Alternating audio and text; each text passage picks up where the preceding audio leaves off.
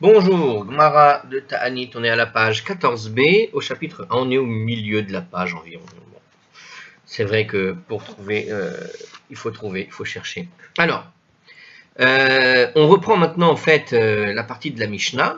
Alors on a fini tout un passage qui expliquait donc, comment dire, que je me rappelle.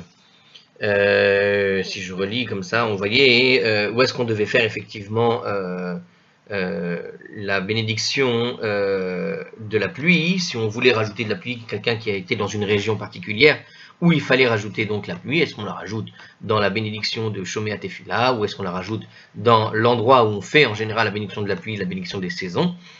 Bref, on a vu la halakha là-dessus, on a vu tout ça. Et là maintenant la Mishnah revient en fait sur la dernière série des 7 jeûnes. Donc sur la Mishnah elle-même, on continue d'analyser notre Mishnah, et dans notre Mishnah, il y avait un passage qui disait la chose suivante, et on redémarre ici en fait, dans la Gemara qui va donc citer ce passage de la Mishnah. Alors ici, donc qu'est-ce qu'il y avait écrit dans cette Mishnah? Basheni matin im chashecha. La Gemara donc démarre par la citation de la Mishnah. Le lundi, on ouvre partiellement partiellement, on ouvre partiellement, c'est écrit comme ça dans la Mishnah, sous-entendu évidemment les portes des magasins d'alimentation à l'approche de la nuit. Donc on ouvre avant que n'arrive la nuit. Donc vous vous rappelez de ce passage-là, parce que justement les gens vont bientôt manger, donc ils ont besoin d'aller acheter les nourritures avant de manger. Ubachamisha kolayom et Ubachamishi kolayom, et le jeudi ils ouvraient toute la journée. Le 5e jour, le jeudi, ils ouvraient toute la journée le magasin, parce que alors Mipene Kevod Shabbat, c'est écrit dans la Mishnah en l'honneur du Shabbat. Alors petit commentaire rapide. Donc cet extrait, en fait, si vous voyez la Mishnah elle-même, il nous dit ici à Tzkrol que quand on lit le passage, la citation elle-même de la Mishnah dans la Gemara et la Mishnah qu'on a posée, qui est là-bas, à la page 12b, pour celui qui veut revoir la Mishnah, elle est à la page 12b, quand vous faites la petite comparaison, il nous dit que l'extrait qui a été pris est un petit peu différent de ce qui est écrit dans la Mishnah. En effet, celle-ci n'indiquait pas explicitement une permission accordée au magasin d'ouvrir toute la journée. Donc il n'y avait pas de manière explicite écrit Kol Hayom. On va aller jeter un coup d'œil à la page 12b. Je suis curieux quand même. Il me semblait que c'était peut-être c'était écrit en sous-entendu, c'est-à-dire que l'Artscroll avait peut-être mis effectivement un petit commentaire entre parenthèses toute la journée, puis parfois on lit vite, on fait pas attention. Alors donc si on revoit ici, voilà si les 7 derniers jeûnes sont passés, qu'est-ce qu'il nous avait dit ici? Alors non, c'est pas là. Attendez. Voilà. Si les jeûnes sont passés, en fait, alors c'est peut-être avant. Non, c'est pas là. Alors, justement, peut-être que je trouve pas parce que c'est pas pas écrit la même chose. Alors voilà, on élève les plaintes, voilà. Vous vous rappelez, ça c'était le sujet d'avant. Alors maintenant, il nous dit ici, donc effectivement, Bashini matin im chashecha, et qu'est-ce qui est écrit donc? Bachamishi mutarin, mi pene kevod Shabbat. Voilà, c'est pas écrit toute la journée. Il n'y a pas écrit toute la journée. Il y a écrit évidemment dans le petit commentaire, parce que eux, ils ont lu la suite de la Gemara, ils l'ont mis en commentaire pour qu'on le comprenne. Mais en réalité, il y a une petite différence, effectivement, dans le texte original. Et le jeudi, on ouvre à cause du Shabbat, et ils n'ont pas précisé toute la journée. Bon, c'est une petite différence, mais évidemment, le jeudi, on ouvre. Les gens, en parlant couramment, on sait tout de suite que ça veut dire qu'on ouvre toute la journée. Mais ouais, la petite différence, elle est là. C'est-à-dire que le jeudi, il y a écrit toute la journée. Et ici, le jeudi, il y a écrit « c'est permis ». Vous voyez, voilà la différence entre l'un et l'autre. Ok, bon, alors ça c'est bon pour le commentaire. Alors c'est un peu la même chose peut-être, Mipene Kevod Shabbat. Il nous demande d'aller revoir les commentaires. Bon, c'est ça, ils ont déjà expliqué ça là-bas en commentaire. Bon, qu'est-ce qu'ils voulaient nous dire? Je ne suis pas sûr. En tout cas, on ouvre à cause du Shabbat, tout simplement parce que le temps de préparer la nourriture et tout ça, donc on ouvrait, on n'avait pas peur qu'ils soient tentés de manger, on savait qu'on allait faire les courses uniquement pour préparer le vendredi soir le repas de Shabbat, donc on faisait les courses pour la préparation de Shabbat. Donc ça doit être ça qui nous expliquait, il n'y a pas de difficulté. Alors la Gemara examine maintenant l'enseignement, donc on revient maintenant directement sur notre Mishnah, on a vu cette petite chose, cette petite différence, j'étais curieux, je vous invite à l'être aussi. Alors, Ibaria Lehu, ils se sont enquis. Ils ont posé la question à propos de ce qu'on vient de lire, donc, Achikatane. Mais comment cela a-t-il été enseigné? Est-ce que véritablement la Mishnah nous a dit que Basheni, Matin, Im, Chashecha, que le lundi on ouvre partiellement les portes à l'approche du soir, ou Bachamishi Kolayom, et que le jeudi on devait ouvrir toute la journée, Mipene Kevod Shabbat. Donc il pose la question en reprenant les termes de la Mishnah. Donc est-ce que vraiment on a enseigné qu'il fallait ouvrir la porte partiellement le lundi à l'approche du soir et le jeudi toute la journée pour Shabbat, au dilemma, ou peut-être que la Mishnah voulait nous enseigner autre chose. En fait, que cette manière de nous présenter la chose, d'ouvrir les portes partiellement aussi et ça, en réalité, c'est une autre façon de il voulait nous dire autre chose que ce que l'on pourrait lire à premier abord. Alors, qu'est-ce qu'il nous dirait? Alors, qu'est-ce qu'il voulait enseigner? Au dilemma. Mais peut-être, donc, nous propose la Gemara de comprendre autrement la Mishnah. Basheni Matin. Basheni Matin. Le lundi, on ouvre partiellement, donc les portes, ou Bachamishi, Potrine, Kolayom, Kulo. Mais le jeudi, on ouvre complètement les portes toute la journée à cause du Shabbat. C'est-à-dire que pour l'honneur du Shabbat, tu ouvres la porte comme il faut. C'est-à-dire qu'en réalité, tu dois ouvrir partiellement à l'approche de la nuit le lundi la porte, et en fait, de la même manière le jeudi. Sauf que le jeudi, tu n'ouvres pas partiellement, tu dois ouvrir complètement à cause de l'honneur du Shabbat, parce qu'on rentre dans, quand on arrive le soir, on rentre effectivement en veille de Shabbat, et puisqu'on on arrive en veille de Shabbat, pour l'honneur du Shabbat, tu ouvres les portes complètement. Donc lui, il comprend la Mishnah, non pas comme une obligation, comme une autorisation d'ouvrir les portes toute la journée, comme c'est écrit, et d'ailleurs on revient donc à la première version de notre Mishnah, mais plutôt pour nous expliquer d'une certaine manière qu'il faut ouvrir la porte complètement et pas à moitié en signe d'un deuil ou d'un problème par rapport à l'honneur du Shabbat. Pourquoi on ouvre partiellement la porte? Le côté partiel de la porte, c'est pour dire, voilà, on indique quelque part aux gens qu'il y a un problème. C'est pas qu'on est en deuil, mais on a un problème. Puisqu'on a un problème, on ne va pas agir comme s'il n'y avait pas de problème. Quand tu n'as pas de problème, tu ouvres ta porte complètement, les gens rentrent, sortent, c'est bien, etc. Mais quand il y a un problème, tu veux montrer aux gens que nous sommes dans une journée difficile, alors tu ouvres partiellement la porte. C'est une sorte de signe comme ça, de montrer qu'il y a un problème. Et en plus, tu l'ouvres évidemment à l'approche du soir. Mais même quand tu l'ouvres à l'approche du soir, tu ouvres partiellement comme une sorte de signe. Aujourd'hui, faites attention, ce n'est pas les achats normaux, c'est les achats pour la fin d'un jeûne particulier qui avait, etc. Donc on veut faire une sorte de signe. Mais ce signe un petit peu qui montre qu'il y a un problème, maintenant que Shabbat arrive, Shabbat, on doit agir avec, le plaisir du Shabbat. Et le plaisir du Shabbat, quelque part, il enlève la difficulté du jeûne. Et donc, quand arrive le soir, effectivement, le jeudi soir, on arrive à la veille de Shabbat, d'accord, on est dans la journée qui nous reste avant Shabbat. Alors, cette fois-ci, il ne faut pas ouvrir partiellement la porte, mais il faut l'ouvrir complètement. C'est ce que veut nous dire la Gemara, une compréhension un petit peu différente de ce qui était précédent. Ça veut dire qu'en gros, les achats aussi sont limités le jeudi, puisque tu dois ouvrir, au fait, finalement, tu ouvres le soir pareil, dans cette lecture, tu ouvres en fait le soir les portes, mais quand tu vas l'ouvrir complètement cette fois-ci, au lieu de partiellement, parce qu'au fond, c'est la fin du jeûne, et que arrive aussi le respect du Shabbat, et pour le respect de Shabbat, il faut ouvrir les portes complètement. Il faut montrer, témoigner. Donc, est-ce que, du coup, la question se pose, si tu comprends comme ça l'idée d'ouvrir la porte partiellement le jeudi, d'ouvrir partiellement le lundi pour nous expliquer que, en l'honneur du Shabbat, tu ouvres complètement la porte le jeudi. Du coup, donc tu ouvres partiellement le lundi pour ouvrir complètement le jeudi par rapport à Shabbat, mais en réalité, il aurait fallu l'ouvrir partiellement aussi. Du coup, la question reste, est-ce qu'on a le droit finalement, si on comprend comme ça la Mishnah, c'est-à-dire que si les rédacteurs de la Mishnah avaient rédigé dans cet état d'esprit la Mishnah, est-ce que ça veut dire que du coup, les échoppes normales ont le droit d'ouvrir finalement le jeudi quand il y a un jeûne qui a été établi? Est-ce que vraiment on a le droit d'ouvrir normalement le jeudi? Alors la Gemara tranche la question, Tashema, et vient apprendre une braïta. Voici une preuve. Détania, parce qu'il a été enseigné dans une braïta, Basheni matin ada erev, le lundi on ouvre partiellement à l'approche du soir, ou bachamishi potrin kol ayom kulo, là il y a précisé le mot kulo, alors et le jeudi on ouvre complètement la porte toute la journée, mais il y a écrit kulo, c'est véritablement entièrement, toute la journée. Mipene kevod Shabbat.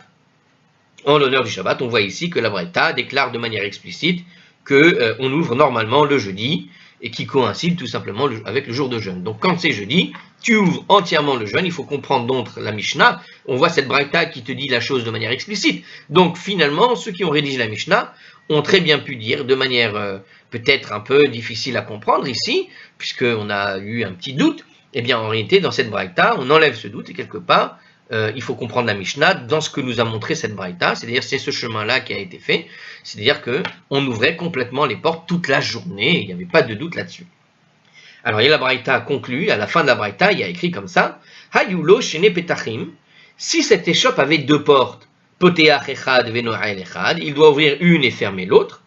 Hayalo itztaba keneged pitro, s'il avait un banc disposé devant la porte, poteach kedarko ve'eno choshesh, alors il peut ouvrir sa porte sans aucune, comme à l'habitude, sans crainte de tourmenter les passants, sans avoir besoin de gêner le passage. Donc si jamais c'est comme ça, c'est comme ça. Alors il nous explique, allez, on va faire le Rashi qui nous a écrit dans le commentaire de Hartscroll, il y en a deux choses. Alors puisque l'échoppe n'ouvre pas directement sur la rue en raison du banc qui fait écran, en fait il y a un banc qui fait écran. Donc l'idée c'est que puisqu'il y a un banc qui fait écran, on va dire symboliquement parlant, c'est le banc qui fait écran sur la rue. Et donc on peut du coup, donc elle nous dit, alors Rashi nous explique en quoi ça change quelque chose. Eh bien le fait qu'il y ait un banc qui fait écran, on ne remarque pas aisément une porte entièrement ouverte. Donc quelque part le banc jouera le rôle de la gêne qui doit être occasionnée devant une porte dans le cas où il y a un jeûne.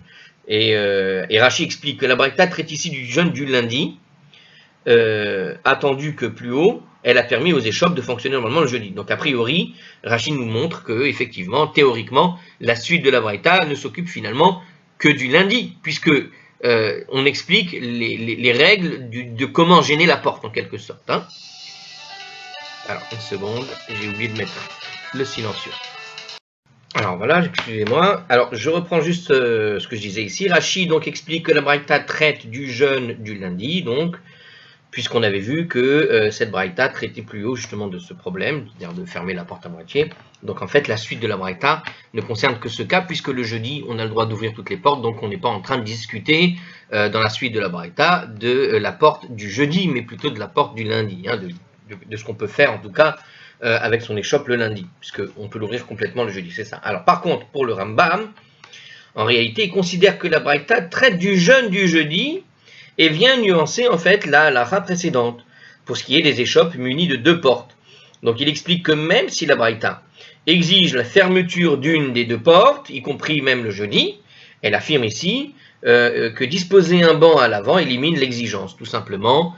Alors je vois pas comment le Rambam pense comme ça en fait, puisque justement on venait, cette braïta était venue justement nous prouver au fond que le jeudi, on ouvrait les portes toute la journée. Donc je ne comprends pas ce que dit ici Hartscroll à propos de ce que dit le Rambam. Comment il peut traiter ici le jeûne du jeudi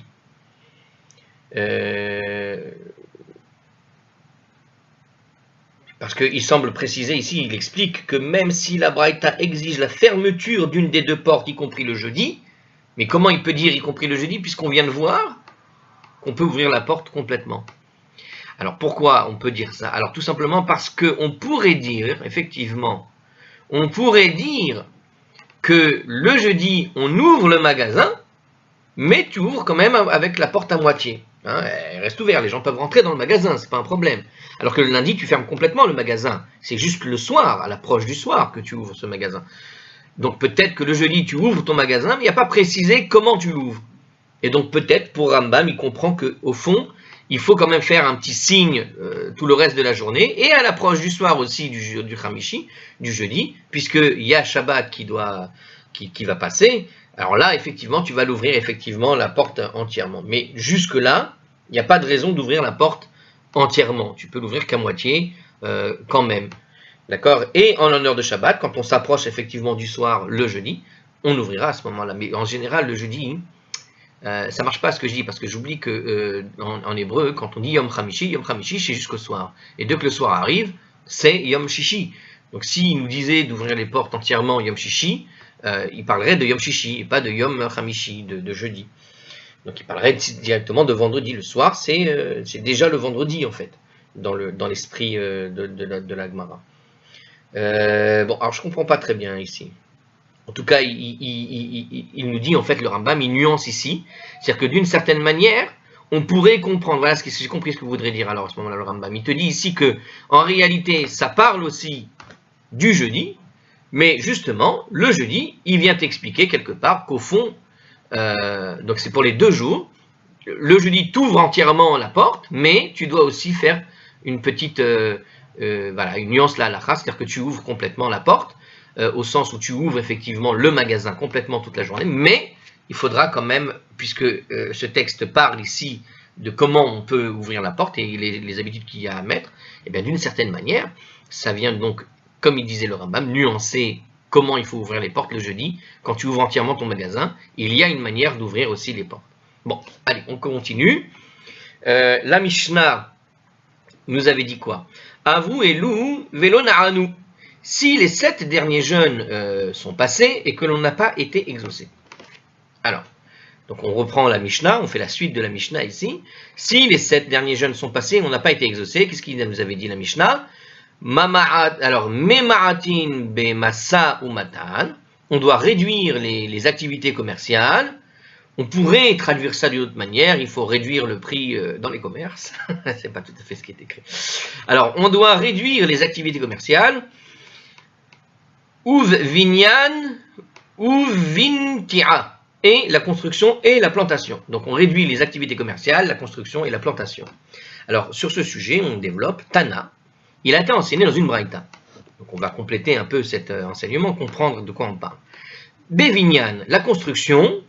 Donc, c'est quoi la construction qui est interdite donc par notre Mishnah? Binyan shel simcha. Donc, je répète, bebinyan. Binyan shel simcha. Quand on parle d'une construction, c'est une construction pour la joie. C'est tout ce qui est construction à caractère joyeux. D'accord? Qu'est-ce que ça pourrait être? On avait donné quelques exemples quand on avait étudié la Mishnah. Je ne les ai pas en tête tout de suite. Mais bon, ils vont nous donner de toute façon ici, je pense. Alors, par contre, nous explique donc ArtScroll, évidemment, on n'a pas à s'interrompre pour des projets de construction essentiels. Je sais pas, par exemple, quelque chose de joyeux, je ne sais pas, par exemple, imaginons, je sais pas, tu construis un meuble pour exposer tes belles assiettes, par exemple, j'en sais rien, moi, tu vois. Le genre de meuble, un vaisselier. D'accord? Tu as un meuble où tu peux les ranger, mais tu vas mettre un nouveau meuble qui est beau, qui est joli, qui fait plaisir. Tu vois, quelque chose qui est pour agrémenter et pour rendre plus joli l'appartement. Ça, c'est une construction de signe joyeux. C'est pas une construction qui est complètement nécessaire parce que tu peux déjà ranger ta vaisselle. Ok? Imagine maintenant, tu n'as aucun meuble dans la maison et tu as besoin de meubles parce que tu n'as plus d'endroit où placer tes affaires, quoi. Donc tu en as besoin. Là, c'est nécessaire. Vous voyez la nuance? Il y en a un, c'est pour améliorer. Par exemple, imaginez, voilà, j'ai construit une armoire récemment. Et cette armoire, tu as une option là-bas, quand tu l'achètes, de l'acheter avec des portes ou sans les portes. Tu as besoin de ton armoire pour ranger tes livres. Donc tu achètes l'armoire. Et quand tu l'achètes avec les portes. Mais les portes, même là-bas dans le magasin, elles sont optionnelles. C'est-à-dire que tu as la même armoire avec les portes ou sans portes. Ça revient au même. Et les jolies portes sont là pour agrémenter finalement l'armoire. Donc tu peux attendre à la fin du jeûne pour installer tes portes. Voilà, c'est tout simple. C'est-à-dire que tu vas installer ton armoire parce que tu as besoin de ranger tes livres immédiatement. Là, c'est plus possible de les voir traîner n'importe où. D'accord? Mais les portes ne sont pas essentielles. C'est pour ajouter un peu à la beauté de l'armoire. Et ça, c'est pas essentiel. C'est pas nécessaire tout de suite. Donc tu les mets de côté et tu attends la fin du jeûne, un autre moment pour les installer. Voilà. On pourrait dire ça. Donc il y a l'essentiel et il y a ce qui est à caractère joyeux. Alors en revanche, les projets de construction essentiels, donc c'est pas nécessaire. Alors netira, quand on parle de la plantation, netira shel simcha, ça consiste à des plantations à caractère joyeuse. Par contre, des plantations ordinaires, c'est pareil, c'est permis. Alors exemple, hein, vous avez un champ, et dans ce champ, vous faites pousser les tomates, je ne sais quoi, bon. Alors tu dois faire les semis maintenant, voilà, tu es obligé de construire tes machins, tes tomates, etc. Par contre, faire pousser tes belles tulipes à l'intérieur de ton petit bac à sable, à l'intérieur de ta maison, ça, c'est pas le moment, quoi, c'est tout, c'est pas le moment, ça c'est pour faire joli. Alors si c'est ton commerce et que tu dois les vendre un jour ou l'autre, d'accord? Donc c'est essentiel à ta parnassa, à ta survie. Et puis c'est le moment de les planter, voilà, il n'y a pas d'autre. Mais si c'est quelque chose que tu fais joli pousser, bon, c'est pas, on s'en fout. Voilà, je pense que c'est un petit peu ça les différences. Hein. La Braïta définit la terminologie. Alors, on va voir maintenant. Alors, moi, je vous ai donné un exemple d'explication de qu'est-ce que ça pourrait être joyeux. On va voir ce que nous dit la Braïta, parce qu'apparemment, elle donne la définition. Ezeu binyan shel simcha. Mais qu'est-ce qu'on considère une construction à caractère joyeux? Je vous ai donné un exemple. Si ça se trouve, c'est complètement faux. On va voir. Alors, Ze habone bet chatnut livnu. C'est celui qui bâtit une salle nuptiale pour son fils, par exemple. Donc ça, c'est considéré parce que c'est la simcha du mariage. Alors il nous explique toutefois, s'il ne dispose d'aucun lieu où célébrer le mariage, cette construction est alors considérée comme nécessaire, donc permise. Donc voilà. Bon, c'est un petit peu l'idée que je vous ai présentée, c'est ça. C'est-à-dire que c'est la distinction, donc toujours, entre ce qui est nécessaire et ce qui n'est pas nécessaire. Bon, c'est ce que nous a dit le commentaire, donc c'est pour ça qu'il nous a mis sur la voie, hein, parce qu'il en ressort de ce qui est nécessaire du commentaire de Rashi derrière, ou de Mishnah Brura. C'est Mishnah Brura qui disait ça. Donc on voit ici qu'il ressort que c'est la distinction entre ce qui va être nécessaire et ce qui ne va pas être nécessaire. Donc la salle nuptiale, en gros, c'est la différence entre, vous savez, les salles de mariage quand on arrive et on va y installer, je sais pas, la décoration. Quand la décoratrice arrive pour mettre toutes les... Parce que j'ai vu ça une fois, donc je pense que c'est une décoratrice, mais ça peut être un décorateur, il n'y a pas de différence. Donc elle va installer le tapis tout blanc, elle va couvrir toutes les chaises avec une espèce de tissu, pareil, blanchâtre, pour donner quelque chose de joli. Elle va agrémenter le dé nuptial avec des fleurs et des couronnes de fleurs un peu partout, des pétales qui sont parsemés ici et là. Bon, ça, tu le fais pas pendant le jeûne, t'attends à la fin. Mais l'installation des chaises, l'installation des trucs, parce que c'est voilà, on en a besoin, d'accord, pour pouvoir faire le mariage, ça, c'est l'essentiel. Il y a l'essentiel, et puis il y a tout ce qui va agrémenter. Ouais, vous voyez l'idée? Donc celui qui bâtit la salle nuptiale pour son fils, et puis Mishnah Brura nous dit, mais s'il n'y a pas de salle nuptiale pour le fils, il faut bien la faire, puisqu'il doit se marier, non? Donc il faut bien construire. Maintenant, comment tu construis la chose? Ben, c'est pareil, donc tout ce qui va être agrémenté. Bon. Et Zohi netira shel simcha. Qu'est-ce qu'on considère une plantation, par exemple, joyeuse? Zeanotea habevarnaki shel melachim. C'est celui qui plante l'arbre des rois. Alors, qu'est-ce qu'il veut dire par là? Alors, on va apprendre quelque chose d'intéressant, ça c'est joli, je sens que c'est un chidouche pour moi, là. Il était d'usage, nous dit Rashi, de planter un arbre lorsqu'un enfant naissait au roi. Donc, voilà, il y a une simcha. Planter un arbre parce qu'on a besoin de ses fruits, ça c'est nécessaire. Mais planter un arbre comme une sorte, j'ai envie de dire, de symbole de l'arrivée du nouveau roi, du fils du roi, une sorte d'arbre donc joli à mettre dans le jardin du roi, une sorte de symbole pour dire le roi est arrivé, quoi. Ça, c'est autre chose. Alors, c'est un couronnement, etc. Le jour de son couronnement, on lui confectionnait un trône avec le bois de cet arbre. Ça veut dire que l'arbre grandit à sa naissance, et puis au fur et à mesure, dans les années, etc., il devient plus volumineux, et avec ça, on fera, et on récupère le bois de cet arbre-là, et on va en faire, le jour du couronnement, un trône. Alors, certaines personnes avaient sans doute adopté cet usage et planté des arbres à l'occasion de naissance. Donc ça, c'est l'usage de l'arbre des rois. Mais du coup, ce que faisait le monsieur tout le monde, ils avaient pris cet usage aussi. Et ils avaient dit, voilà, on va planter au moment de la naissance, on va planter un arbre je plante un arbre pour mon fils qui vient de naître, par exemple. Et puis le jour de son mariage, on va faire quelque chose comme une sorte de symbole. On prend le bois de cet arbre et on va en faire je ne sais quel objet qui va permettre, par exemple la chaise qui permet de s'asseoir. On va lui faire une chaise qu'on va lui offrir pour sa maison, comme une sorte de trône de la maison, entre guillemets, si je puis dire. Non, c'est pas le trône que vous imaginez, mais on faisait on faisait une sorte de chaise. Par exemple, vous savez que les mariés s'assoient sur des chaises particulières au moment du mariage. Peut-être qu'il y avait une sorte de coutume de fabriquer la chaise où on fait asseoir les mariés au moment du mariage, de la cérémonie, ce genre de choses-là. Donc il y avait des coutumes qui pouvaient exister. Alors une autre explication de Rashi, donc ça c'est une première explication de Rashi. Autre explication que Rashi nous donne, qui nous a été proposée par ArtScroll, il explique ici que les rois avaient l'habitude de faire planter des arbres qui produisaient beaucoup d'ombre pour s'y abriter. Donc au moment du couronnement, les arbres plantaient alors peut-être du couronnement ou je ne sais pas en fait, non, juste ils avaient l'habitude juste de produire des arbres pour faire de l'ombre. Si une personne ordinaire imite cette pratique, elle effectue en quelque sorte une plantation à caractère joyeux, parce qu'elle fait un peu comme les rois, ou parce que, parce que tu prends plaisir à planter un arbre pour pouvoir enfin avoir un peu d'ombre dans ce jardin qui est suffocant sous la chaleur du soleil.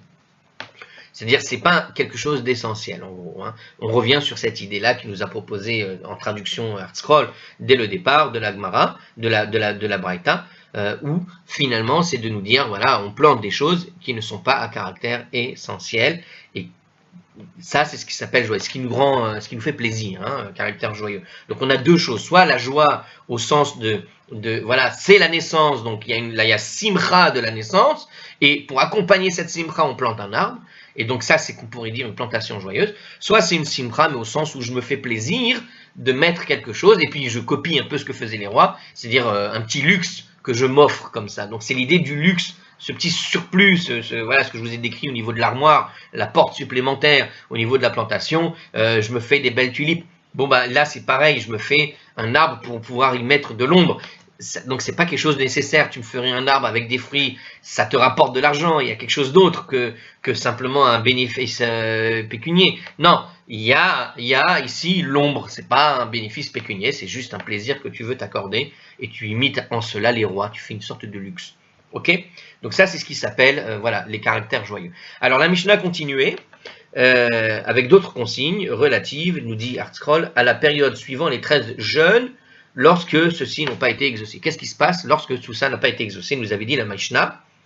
Alors, ou ish ilat shalom. Alors, qu'est-ce qu'on disait? On ne doit pas s'adresser de salutations. Donc, voilà ce qu'on ne doit pas faire quand... voilà. Alors, qu'est-ce que ça veut dire? Donc, ne pas se saluer. Hein, donc, dans le cas où il n'y a toujours pas de truc. Tanour Rabanan. Les sages ont enseigné dans une braïta, Chaverim, alors, attendez. En she'elat shalom, benehem. Quand on parle de chaverim ici, alors chaverim, ça se traduit en hébreu, évidemment, en français, ça se traduit par les amis. Sauf que la Torah, dans les Pirkei Avot, alors il va nous le dire ici, je suppose, voilà, il le dit, hein, bien que chaver signifie concrètement un ami, hein, plus ou moins, c'est un terme de halacha qui désigne en fait quiconque observe au quotidien les lois de pureté rituelle. Au sens courant, d'accord, en tout cas dans le Talmud, il désigne en fait l'érudit en Torah qui se montre scrupuleux dans l'observance des mitzvot. Donc ici, normalement, c'est le camarade. Alors, il nous dit comme ça, mais en fait, on peut imaginer une autre manière de l'expliquer. Du coup, il n'a pas précisé ce que j'attendais qu'il explique. Mais il a quand même parlé de l'érudit en Torah, donc on retrouve cette idée-là. Pourquoi je parle de l'érudit en Torah? Parce qu'on dit, dans les Pirkei Avot, hein, tu dois te trouver un ami pour étudier. Alors, qu'est-ce que ça veut dire un ami pour étudier? C'est en fait trouver une personne avec qui tu vas pouvoir échanger les paroles de Torah. Et cet ami-là est difficile à trouver. Pourquoi? Parce que c'est une personne, alors c'est un ami entre guillemets, c'est en fait l'érudit de Torah, effectivement, comme nous le précise effectivement ArtScroll. C'est-à-dire la personne qui peut, on pourrait dire, tenir tête à ta discussion. Voilà, je parle avec vous. Vous acceptez ce que je raconte tranquillement, alors vous n'êtes pas un bon ami pour moi. Il faut une personne, quand on veut discuter avec une personne de Torah, hein, il faut trouver quelqu'un avec qui, on pourrait dire, on va échanger suffisamment intelligemment pour que ce que l'autre te dit t'apporte à toi aussi. Au sens que, par exemple, l'exemple typique de ce genre d'amitié, c'était Rabbi Yochanan et Resh Lakish. Resh Lakish était un contradicteur parfait pour Rabbi Yochanan. Rabbi Yochanan, quand il apportait une loi, quand il apportait une explication sur un texte, devant lui, il avait toujours Resh Lakish qui venait quelque part le contredire avec verset à l'appui, hein, pas contredire pour contredire, mais on va dire la façon de discuter qu'il avait avec lui permettait à Rabbi Yochanan de fouiner, de chercher et de trouver de meilleures réponses que s'il étudiait tout seul.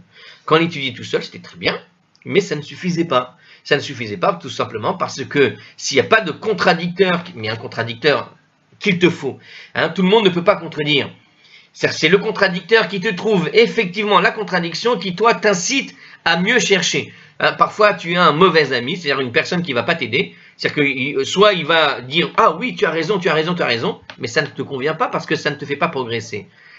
Peut-être ça convient à d'autres qui n'arrivent pas à supporter la contradiction, et donc lui, ça le fera progresser. Donc cet ami, il sera parfait pour un autre, mais pas pour celui qui cherche le contradicteur, par exemple. Voilà, c'est ce qu'on appelle l'ami. L'ami, c'est trouver une personne avec qui tu vas échanger et qui te fait progresser. Hein, peu importe comment, mais l'idée c'est de trouver quelqu'un qui, dans sa réaction, eh bien, sa réaction est constructive pour toi, et toi, constructive pour lui. C'est un échange. Voilà ce qui nous dit le Pirkei Avot, de trouver quelqu'un avec qui tu peux échanger. J'espère que les vidéos vous permettront de progresser dans cette idée-là. Alors, on continue. Donc, il nous explique ça. Donc, quand il y a écrit « il ne doit pas se saluer », nous disait la Mishnah. Alors, les sages expliquent, donc, dans une braïta, les chavirim, les étudiants de Torah, hein, donc cet ami, ce complément, ce binôme, en she'elat shalom benehem, ils ne devaient pas s'adresser de salutations entre eux, puisqu'ils suivent scrupuleusement la loi. Mais les autres, Amé Haaretz chez Shoalin, mais les gens communs, qui se saluent, d'accord, qui saluent les érudits de Torah, Machazirin lahem, les érudits doivent leur répondre. Besafa, Rafa ou Bechoved, Roche, en baissant le ton et avec gravité, c'est-à-dire avec respect, en baissant la tête, tu vois, avec gravité, d'accord. Donc en fait, ils répondent, d'accord, ils doivent répondre aux salutations. Alors il nous explique ici, alors Amé Haaretz, oui, bon, c'est une explication, quand on parle de Amé Haaretz, c'est-à-dire les gens communs, d'accord, dans le texte, il y a écrit Amé Haaretz, ça veut dire les peuples de la terre. C'est tout simplement les gens qui sont ignorants et qui ne sont pas donc minutieux dans l'observance de certaines mitzvot, ils ne sont pas très minutieux, et donc ils ne savent pas, par exemple, qu'il ne faut pas saluer normalement, alors ils font la bêtise de saluer. Bon, eh bien, quelqu'un qui est un peu ignorant, il salue un étudiant de Torah. Alors l'étudiant de Torah, il peut être choqué, il dit mais on ne te salue pas aujourd'hui. Alors la Braïta vient nous dire attends, calme-toi. Quand tu es devant quelqu'un qui est étudiant de Torah, qui connaît la loi, et il te salue pas, tu ne te salues pas, vous n'allez pas vous vexer. Mais un ignorant qui ne sait pas et il vient te saluer, si tu lui dis merde, pour parler vulgairement, si tu lui dis une réponse un peu dure, méchante, t'aurais pas dû, etc., l'ignorant va se transformer en méchant, tu vois. Donc, c'est pas une bonne chose. Donc, qu'est-ce qu'il faut faire? Les érudits doivent leur répondre, ils baissent le ton avec gravité. Alors, qu'est-ce que ça veut dire gravité? On autorise une réponse tempérée pour ne pas susciter l'inimitié, nous dit Rashi. Donc, c'est ce que je viens de vous expliquer. C'est-à-dire qu'il ne faut pas créer un conflit parce que tu réponds pas. Donc, il faut répondre pour qu'il n'y ait pas une impression de haine qui démarre entre l'un et l'autre. Donc, tu réponds par politesse, quoi. Vehen mit'atefin veyoshevin ke'evelim vechimnudin, et eux, les érudits, s'enveloppent comme des endeuillés et des excommuniés. D'accord? Alors de quoi il parle ici? Rashi fait remarquer que cette obligation vient donc des endeuillés, qu'ont les endeuillés, et ceux qui sont bannis de s'envelopper la tête, dérivent de l'obligation faite au Metzora de s'ouvrir le visage jusqu'aux lèvres. Alors ça m'a fait penser à ça. D'accord? Donc, c'est marrant, j'ai eu cette image-là dans la tête. L'endeuillé et l'excommunié, eh bien, l'idée de s'envelopper, c'est celui qu'on voit dans les parachas qui parlent de Tazria Metzora, là-bas. Ils te disent qu'effectivement, quand tu as la lèpre, celui qui était atteint, en tout cas de la lèpre de la Bible, devait sortir du camp et il devait se recouvrir la tête. Donc, il était dehors et il devait en plus se recouvrir la tête. Donc, l'idée ici de l'excommunié et de l'endeuillé, il s'enveloppe d'une certaine manière. Donc, c'est un dérivé de là, nous dit Rashi, Bon, très bien, très bon à savoir. Eh ben, pour ceux qui veulent savoir, il y a la référence en fait. Vous avez le Lévitique 13, 45, voilà. Mais dans Moed Katan aussi, on parle de ça, la page 15a, ceux qui ont la Gemara, qui veulent aller jeter un coup d'œil. Alors, donc il nous dit, ils s'enveloppent comme les endeuillés et les excommuniés, Kibne Adam, Hanizufim Lamakom, comme des gens blâmés par l'omniprésent. C'est-à-dire que Dieu les a blâmés. Et dans quel cas on voit qu'ils ont été blâmés? C'était dans le cas de la Metzora, puisqu'on sait que la Metzora, la maladie de lèpre, était atteinte pour ceux qui faisaient du Lachon Hara. Donc c'était un signe de Dieu, c'est une maladie divine, on pourrait dire, que Dieu envoyait exclusivement pour pointer du doigt une personne qui avait pointé du doigt les autres, en quelque sorte. C'est-à-dire qu'il pointait du doigt la personne par une lèpre, pour qu'il soit honteux lui-même d'avoir mal parlé sur les autres. D'accord? Ad sheyarachamu aleim min hashamayim, mais jusqu'à ce que le ciel en ait pitié d'eux. Donc c'était comme ça que se faisaient effectivement les endeuillés et les excommuniés. Ils se cachaient comme ces gens blâmés, et c'est une ici allusion donc effectivement à ceux qui étaient atteints de cette lèpre, jusqu'à ce que le ciel ait pitié d'eux, c'est-à-dire jusqu'à ce qu'ils guérissent. Ils devaient garder ce couvre-chef pour se couvrir la tête, etc. Voilà. Alors ça c'était ce passage-là. Très bien, il n'y a pas autre chose à en dire. On continue Et on poursuit dans la lecture de notre chapitre 1 et bientôt le 2 en fait. Ouais, c'est très bientôt. Alors, on continue. La Gemara trace maintenant quelques lignes directrices qui concernent l'observance de certains comportements en période de malheur. Ouais, c'est très bientôt. Alors,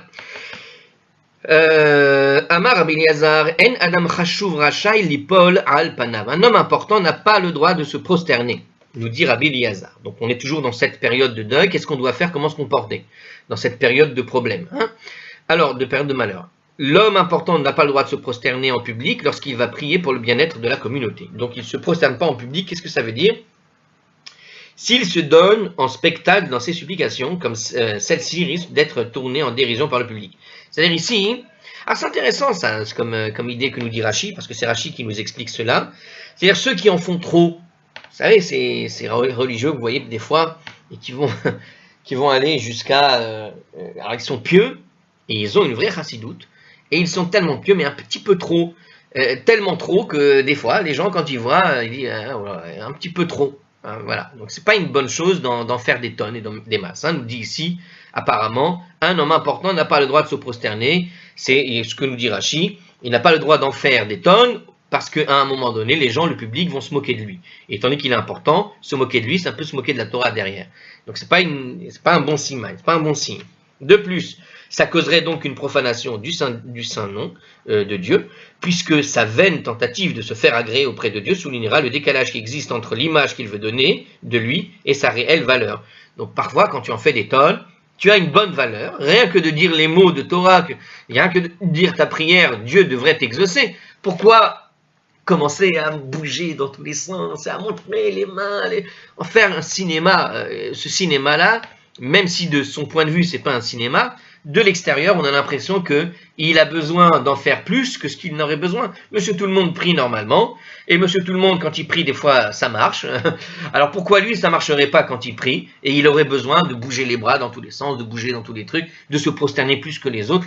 Il y a un côté comme ça un peu exagéré, et cette exagération crée une profanation, nous dit Rashi, ici le Maharsha plutôt, dans le commentaire ici de ArtScroll, à savoir que en faisant des tonnes, il témoigne contre lui que quelque part sa prière ne marcherait pas s'il devait juste parler, citer 3 mots.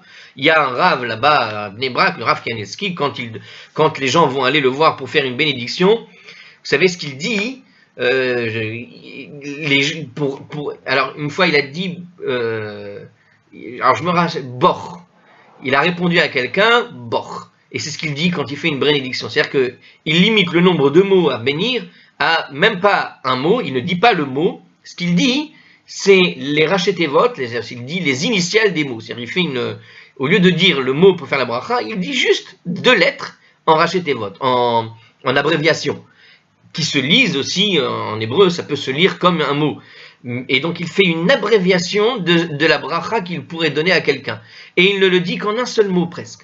Voilà, il n'y a pas besoin, toi je vais te dire ça, et tout un cinéma, juste 2 mots, et de son point de vue, lui, Rav Kanievski, il sait que quand il dit ça à quelqu'un, normalement ça marche. Il n'y a pas besoin d'en faire plus de tonnes.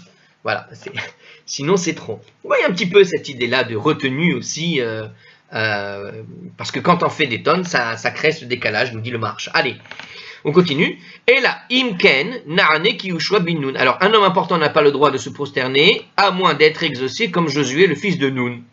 Pourquoi Josué?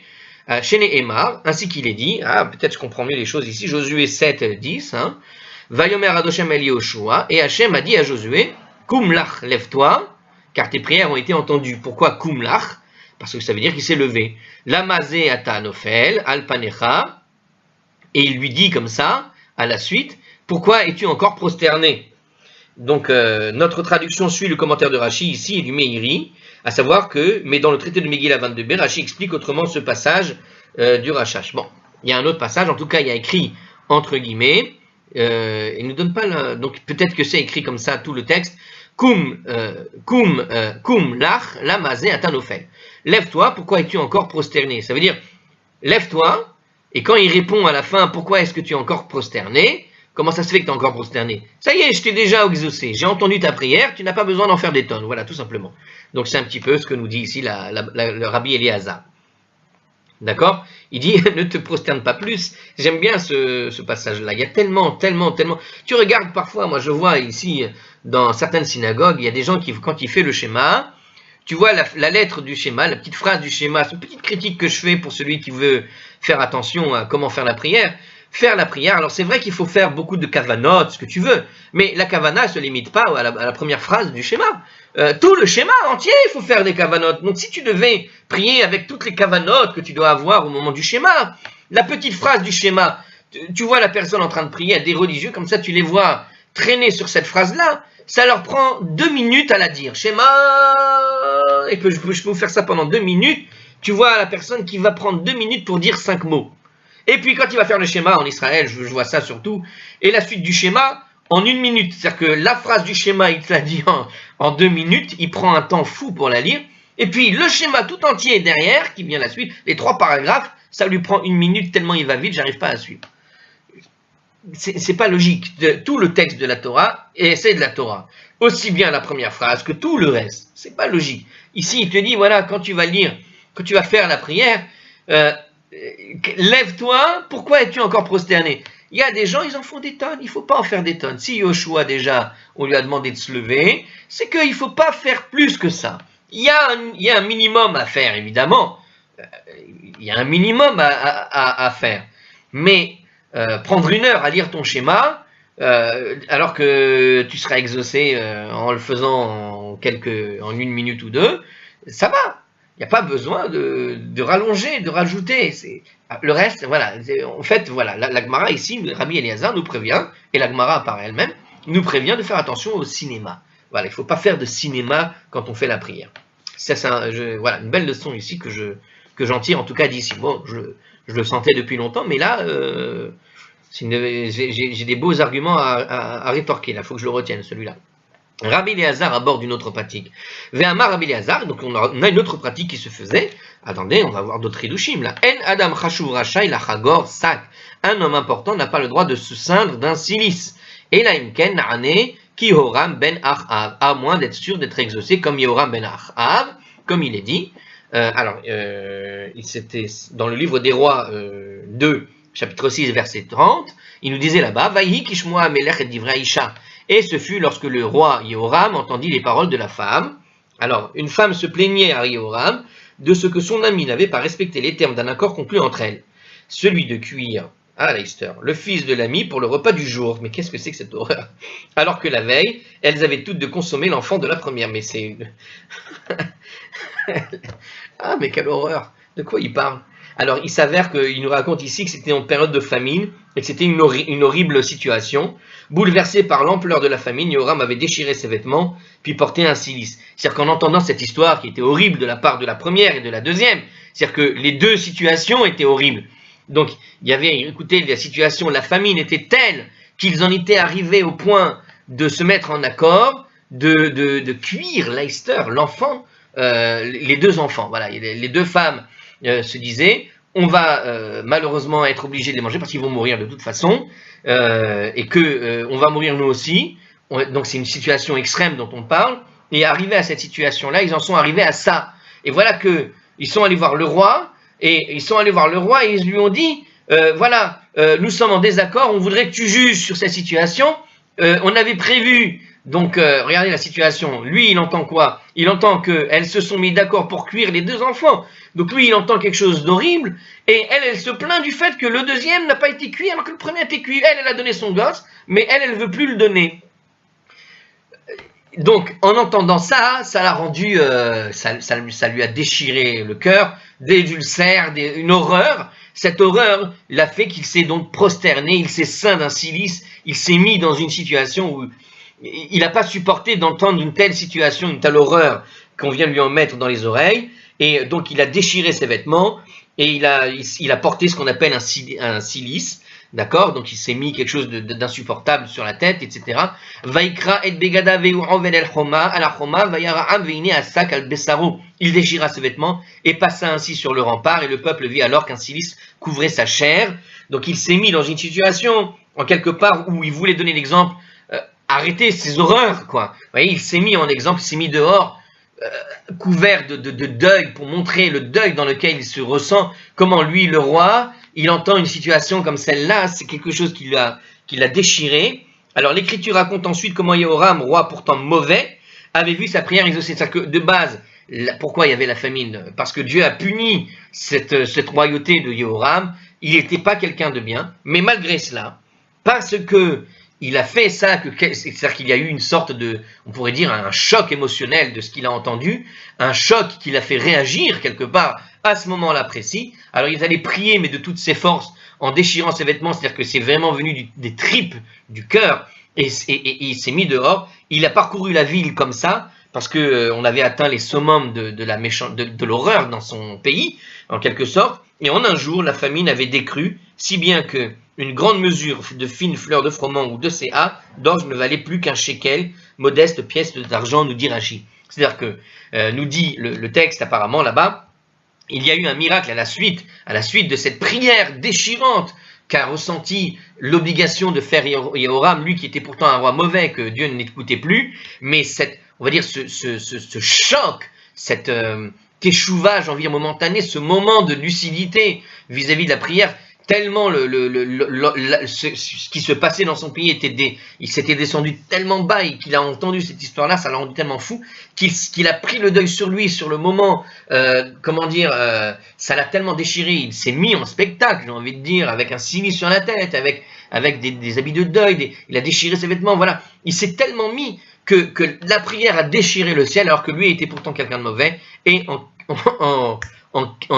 un jour, la famine s'est arrêtée d'un coup, mais tellement d'un coup que, alors qu'on crevait de faim, tout d'un coup, une quantité de farine, il y a eu tellement de farine qui, grâce à sa prière, a chuté en quelque sorte. La famine s'est arrêtée d'un coup, je ne sais pas comment ça s'est produit, mais on va dire que la famine s'est arrêtée tellement rapidement qu'en très peu de temps, il y avait tellement de farine que ça ne valait plus rien.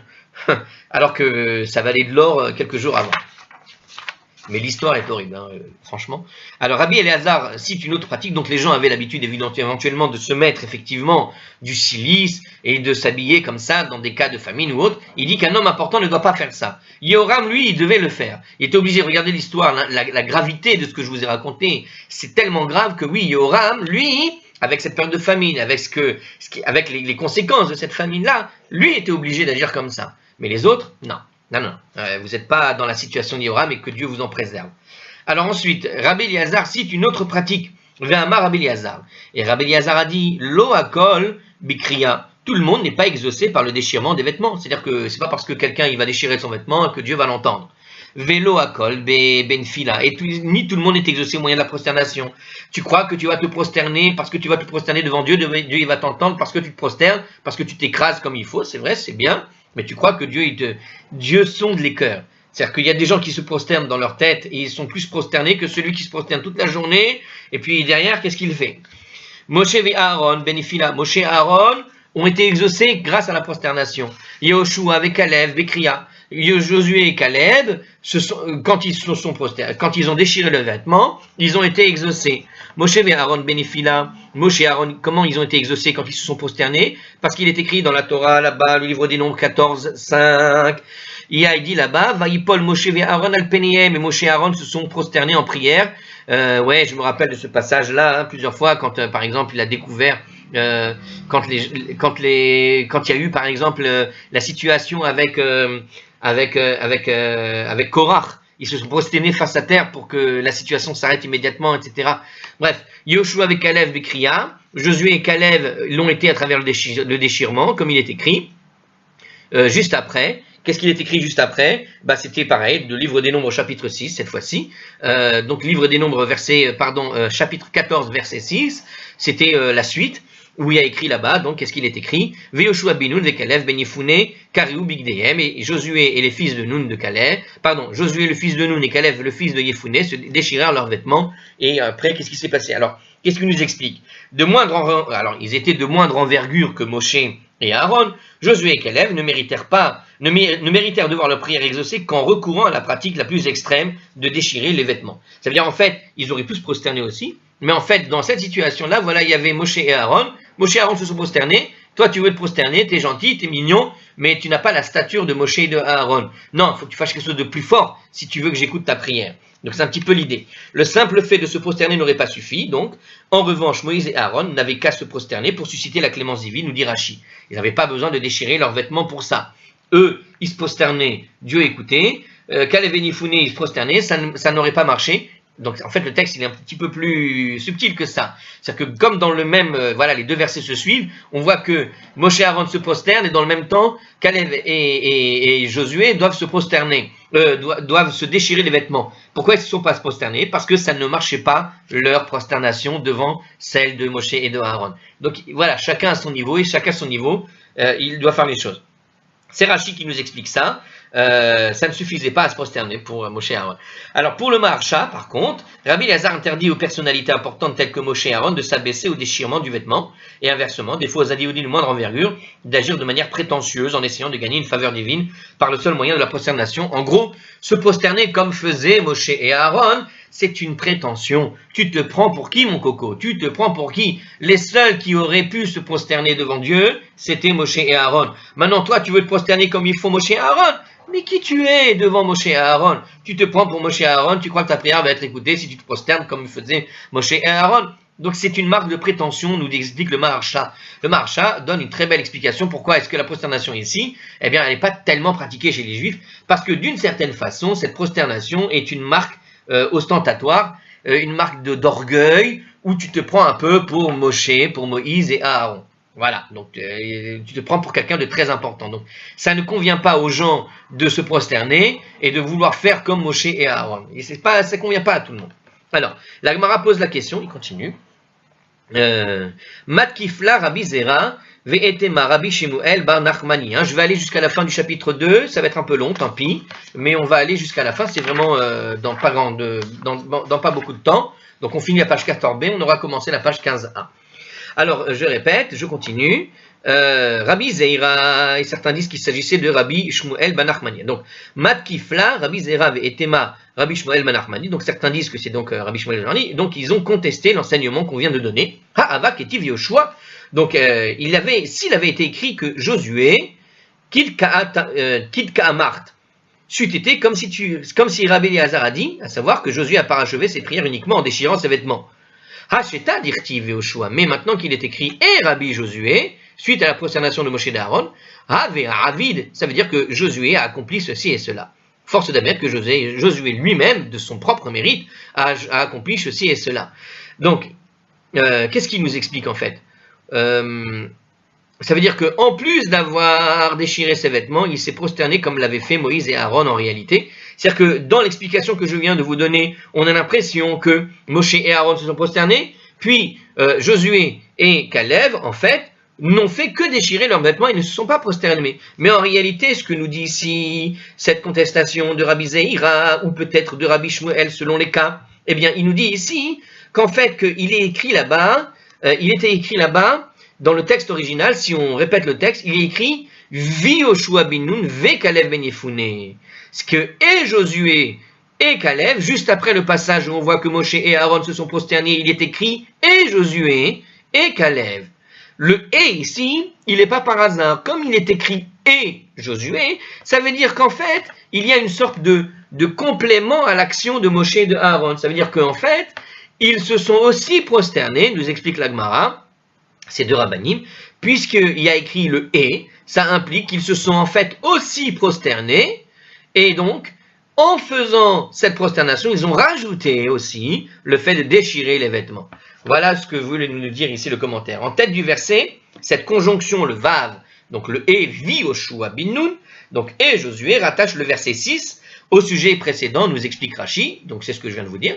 Donc Rashi nous explique que les deux versets sont reliés à cause du « et », et ce « et », justement, le Maharsha note que si ailleurs on constate que les prières de Josué ont été exaucées par le seul moyen d'un geste de prosternation, comme l'a mentionné Gemara, c'est parce qu'il était désormais le chef du peuple. Alors c'est vrai que dans d'autres cas, on verra dans le livre de Josué que plusieurs fois il va se prosterner, ça suffira. Il n'a pas besoin à chaque fois de déchirer son vêtement. Mais la différence entre Josué quand il est sous la tutelle de Moshe et de Aaron et Josué quand il est le chef de la tribu, c'est que quand il est le chef, c'est lui le chef et c'est lui qui se prosterne. Donc quand tu es le chef, tu te prosternes, mais si tu n'es pas le chef, tu ne viens pas te la jouer chef en te prosternant. C'est parce qu'il était donc désormais le chef du peuple juif, nous avait dit le Maharsha. Aussi la prosternation suffisait-elle à elle seule. Mais en l'occurrence, Moshe et Aaron étaient encore vivants, et donc Josué, qui n'était pas leur égal, avait l'obligation, en quelque sorte, de surcroît, déchirer son vêtement, nous dit le commentaire. Ok? Donc ici, Maharsha nous explique bien qu'en fait, cette prosternation appartenait au chef, et que quelque part, celui qui veut se prosterner, il se prosterne, mais il doit rajouter quelque chose, parce que en voulant faire comme le chef, tu ne peux pas imaginer que Dieu va t'entendre mieux que ce que ferait le chef, en quelque sorte. Par contre, plus tard, quand il va devenir le chef, le patron de la génération, à la mort de Moshe et de Aaron, là, se prosterner suffisait, il n'avait pas besoin d'en rajouter. Alors, la Gemara présente un enseignement analogue de Rabbi Eliezer. Et Rabbi Eliezer, Ve'amar Rabbi Eliezer, lo hakol bekima.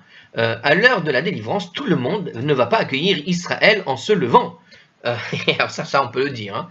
Alors là, ça c'était il y a 2000 ans, je peux vous dire, Rabbi Eliezer, il a compris ça depuis longtemps. Oh là là, oui, là on n'accueille pas Israël en se levant, je peux vous le dire. Ça c'est sûr, hein, dès qu'on vous dit il vient d'Israël celui-ci, de celui-là, il ne vous accueille pas du tout en se levant, c'est autre chose qui vous accueille. Hein. Velo akol beish tavaya, ni tout le monde ne l'accueillera en se prosternant, Melachim Bekima, les rois l'accueilleront en se levant, Vesarim Beishtachavaya, mais les nobles l'accueilleront en se prosternant, Melachim Bekima, les rois ne l'accueilleront pas en se levant, Dirtiv. Alors, il parle d'autre chose ici. Là, on parle de la délivrance. Donc, si on parle de la délivrance, ça veut dire, parce qu'aujourd'hui, là, ils n'accueillent pas, ils crachent dessus. Mais aujourd'hui, on est dans une situation comme celle-là, mais demain, quand il y aura la délivrance et qu'on va reconnaître la grandeur du peuple juif, d'Israël, tout ça, du peuple d'Israël, eh bien, on accueillera Israël de cette façon-là. Mais on dira, pas tout le monde se prosternera, hein, et pas tout le monde, je ne sais où, pas tout le monde ne se lèvera. Alors il dira comme ça, hein, les rois l'accueilleront en se levant, par respect, comme on fait d'ailleurs aujourd'hui dans les manières protocolaires. Hein, vous savez, quand un roi rentre dans ton pays, tu l'accueilles en venant vers lui. Donc si tu viens vers lui, c'est que tu te lèves. Ok?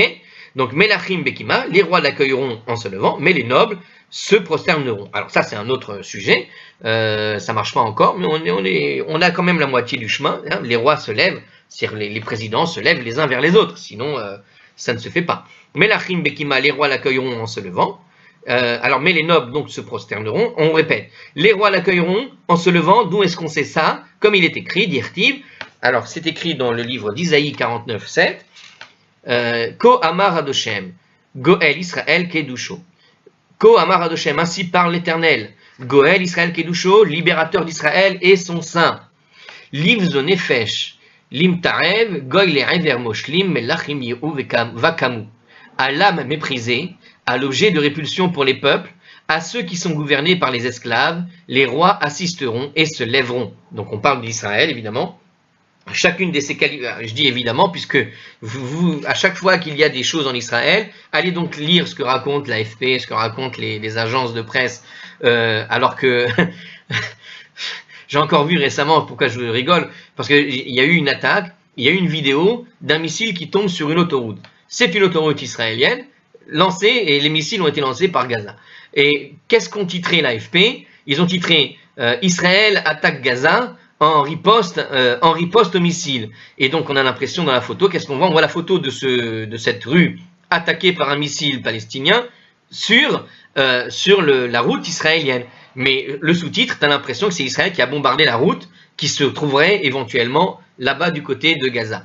C'est l'inverse. Vous voyez? C'est-à-dire que il y a une espèce, et quand tu regardes les commentaires, là c'est pire, donc regardez ce que disaient les prophètes, à l'âme méprisée, à l'objet de répulsion. Regardez, dès que je cite Israël, s'il y a un non-juif regarde cette vidéo, un non-juif un peu antisémite, là tout de suite, il y a une espèce de répulsion automatique comme ça pour les peuples, à ceux qui sont gouvernés par des esclaves.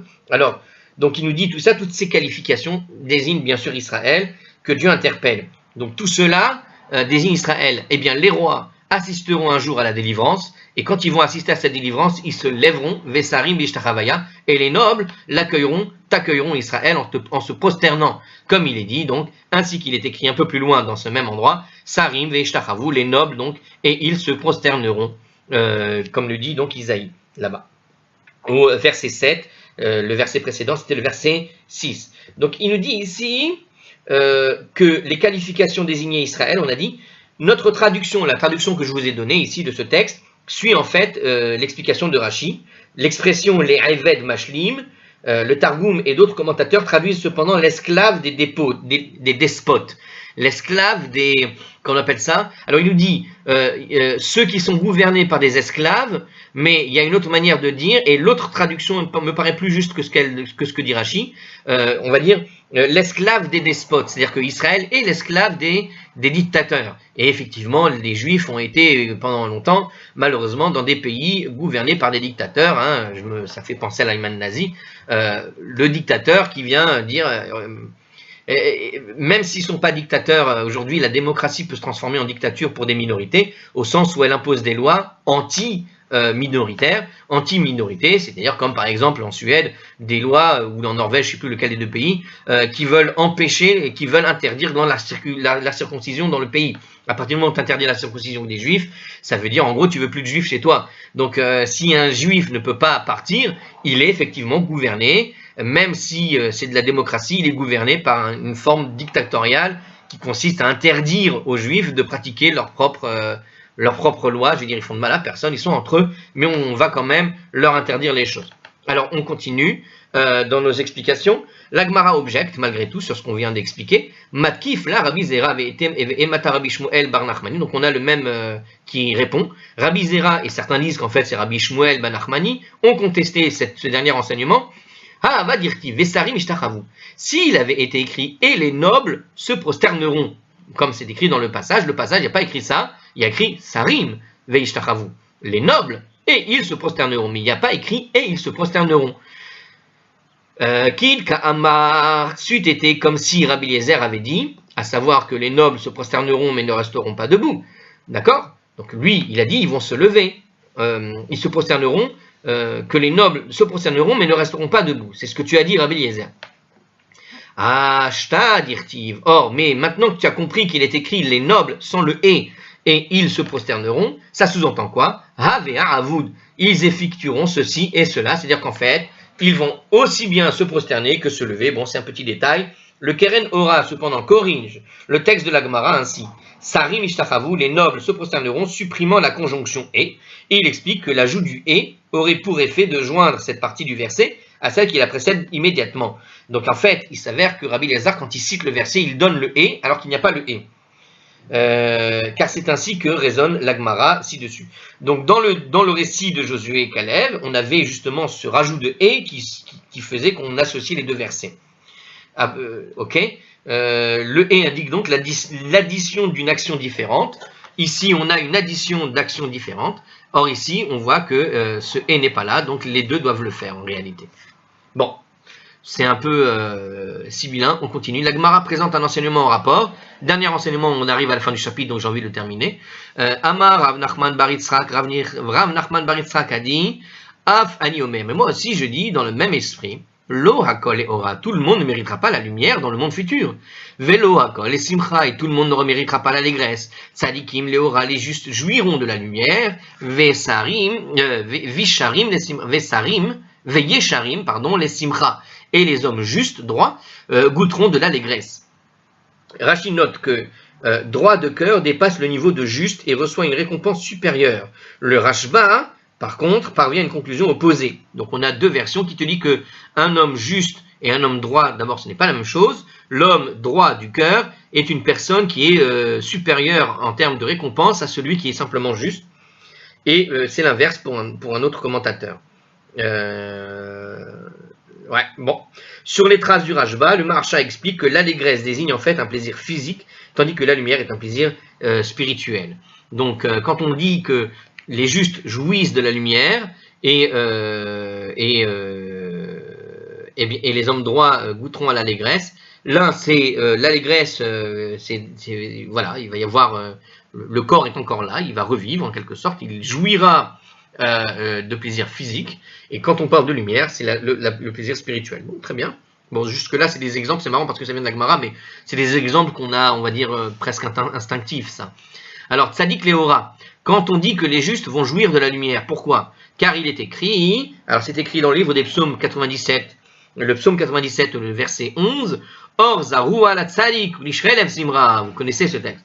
la lumière est semée pour le juste, Veleshira le simcha, et d'où est-ce qu'on sait que le yeshira le simcha, c'est la suite, ou l'ishre lev simcha, et les hommes droits goûteront à l'allégresse, comme il est écrit donc dans ce verset, or zarua la tzadik, ou l'ishre lev simcha, donc la lumière est réservée aux justes, et est semée pour les justes, et les hommes droits de cœur, d'accord, auront l'allégresse, la simcha. Et bien sur ce, dernier point, excusez-moi, voir Tosfot, qui explique pourquoi ici la conjonction et, qui sert à introduire la dernière proposition, ne signifie pas que les hommes droits de cœur jouiront de la lumière aussi bien que de l'allégresse.